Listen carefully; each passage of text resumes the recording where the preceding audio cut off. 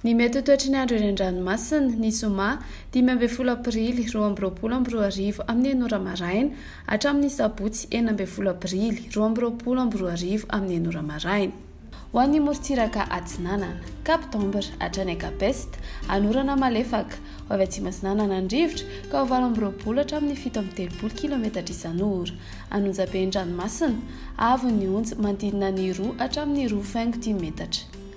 Capest hatrany manoro anorana miatoato ho avy atsimo na atsimo atsinanana andrivotra ka ho 9 hatramin'ny 9 km isan'ora ahatratra 20 km isan'ora indraindray ny avaratra Toamasina anonjabe an-dranomasina avo ny onja 2 hatramin'ny 2.4 metatra. Manoro hatrany Tolaniaro anorana miatoato fa ho maina rehefa atoandro ho avaratra atsinanana andrivotra ka ho 9 hatramin'ny 20 km isan'ora ahatratra 17 km isan'ora indraindray ny any amin'ny tendrony atsimo anonjabe an-dranomasina avo ny onja 2 hatramin'ny 2.4 metatra. Tolaniaro hatrany Cap Sainte-Marie andrahoana mitsitokotoko na ho maina ny andro ho avy avaratra atsinanana andrivotra ka ho 20 hatramin'ny 40 km isan'ora anonjabe na aherin'ny-ranomasina avo ny onja 2.10 hatramin'ny 2.4 metatra. Ho an'ny morontsiraka andrefana Cap Sainte-Marie hatrany Cap Saint-Vincent ibalika ny masoandro ho avy atsimon'ny rivotra ka ho 9 hatramin'ny 9 km isan'ora ahatratra 20 km isan'ora amin'ny fizaran'ny faharoa ny fepitaona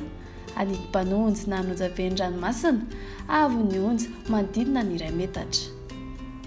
Cap Saint-Vincent hatrany Cap Saint-André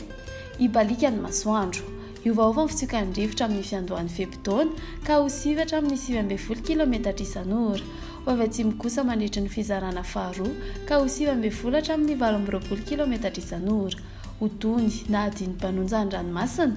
avo ny onja latsaky ny 1 metatra. Cap Saint-André hatrany Analalava andrahoana mitsitokotoko ho avy atsimo atsinanana andrivotra ny maraina ka ho 20 hatramin'ny 17 km isan'ora iovaova kosa ny tolakandro ka ho 9 hatramin'ny 19 km isan'ora ho tony ny ranomasina avo ny onja latsaky ny 4.10 metatra. Analalava hatrany Cap d'Ombre andrahoana mitsitokotoko